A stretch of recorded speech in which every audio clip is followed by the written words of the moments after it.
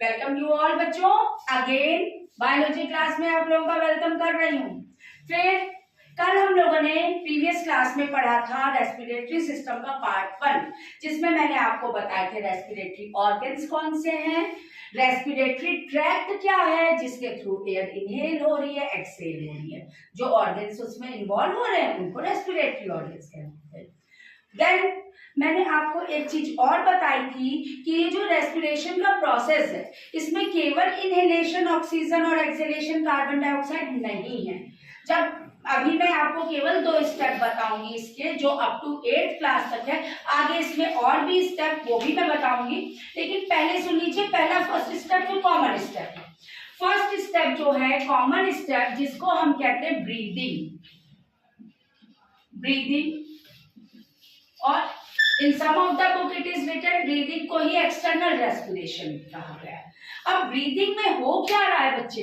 Breathing में हो रहा है इनहेलेशन, यानी कि इनटेक ऑफ एयर। अब ये इनटेक बच्चे कैसी एयर करते हैं? हम इनटेक कर रहे हैं कौन सी air? That one is the intake of oxygen.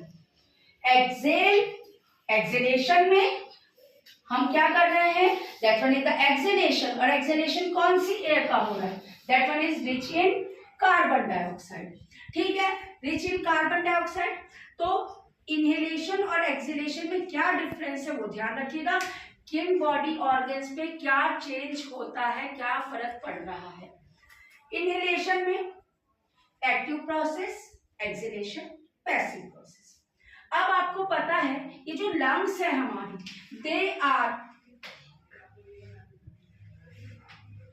Are protected by rib cage.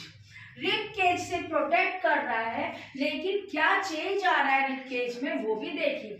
जब हम इनहेल कर रहे हैं ऑक्सीजन, रिब केज क्या हो रही है? Rib cage moves forward and outward, बाहर की तरफ आएगा। जब बाहर की तरफ आ रहा, फॉरवर्ड, आउटवर्ड एंड फॉरवर्ड, उसका नतीजा क्या हो रहा है? ये जो थोरेसिक कैविटी का वॉल्यूम है, volume of thoracic cavity increases. Volume of thoracic cavity increases. ठीक है, यह भी केवल इनहेलेशन का बता रही हूँ। देन अब इसके नीचे आप देखोगे, जहां लंग्स के नीचे एक फ्लैटेंड एक स्ट्रक्चर है, इस स्ट्रक्चर को हम क्या कहते हैं? That structure is known as diaphragm. अब इस स्ट्रक्चर पे क्या इफेक्ट पड़ेगा? क्वेश्चन आपसे सिंपली अलग से भी पूछ लिया जा सकता है कि बताइए डायफ्राम पे क्या इफेक्ट पड़ेगा इनहेलेशन और एक्सहेलेशन के टाइम पर, रिब केज पे क्या इफेक्ट पड़ेगा। तो उस तरीके से भी आप उसको प्रिपेयर करेंगे और डिफरेंस की फॉर्म में भी।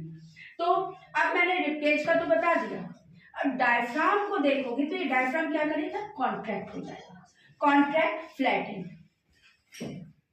Then rib cage moves outward, volume of thoracic cavity increases, air pressure inside the lungs less than the atmospheric pressure. जब हायर एटमॉस्फेरिक प्रेशर बाहर है, लंग्स में कम है, तो कहां से मूवमेंट होगा? From outside to inside, air intake of air. और कैसी इनटेक होगी? That one is the oxygen rich air intake होगी। जस्ट अपोजिट आप देखेंगे एक्सहेलेशन में। एक्सहेलेशन में क्या हो रहा है? Passive process. रिब केज जो बाहर की तरफ आएगी वो क्या होगा? Move downward and inward, downward and inward. तो उसका नतीजा क्या होगा? जो volume of thoracic cavity inhalation में इंक्रीज हुआ था, वो वॉल्यूम क्या हो जाएगा? Volume of thoracic cavity decreases, less हो जाएगा। ठीक है, लेस हो जाएगा। डायफ्राम जो था कॉन्ट्रैक्ट था, जो पहले इनहेलेशन में, एक्सहेलेशन में रिलैक्स हो जाएगा, फिर से अपनी ओरिजिनल पोजीशन में आ जाएगा। एयर प्रेशर इंक्रीज हो जाएगा, और एयर प्रेशर जब लंग्स में इंक्रीज हुआ, देन द एटमॉस्फेरिक प्रेशर, तो आपको मालूम है मूवमेंट कहां से होगा? Higher atmospheric pressure to lower. तो एयर प्रेशर, एयर कहां जाएगी? Air moves outside. और कैसी एयर मूव होगी बाहर की तरफ? That one is the carbon dioxide rich air. तो देखो, ये इनहेलेशन और एक्सहेलेशन का तो डिफरेंस पता चल गया, लेकिन आखिर ये ऑक्सीजन कहाँ चली गई, कार्बन डाइऑक्साइड कैसे वापस आई, इस चीज के भी बारे में हम पढ़ेंगे। आपको शायद प्रीवियस टर्म पे मैंने बताया भी था। जब यहाँ ब्रोंकस के अराउंड यहाँ बैलून लाइक स्ट्रक्चर है जिनको हमने कहा था एल्वेओलाई, जो richly supplied with blood capillaries है, और इसी में हीमोग्लोबिन प्रेजेंट है। जब ये इनहेल करोगे ऑक्सीजन तो ये हीमोग्लोबिन के साथ कंबाइन करके ऑक्सी हीमोग्लोबिन बताएगी, जिससे ऑक्सीजन की सप्लाई हो जाएगी डिफरेंट बॉडी टिश्यूज जिन्हें जरूरत है। वापस कार्बन डाइऑक्साइड, और कार्बन डाइऑक्साइड जब होगा then it form the carbamino haemoglobin with carbon dioxide haemoglobin form करेगा, और फिर carbon dioxide rich air exhale होगी।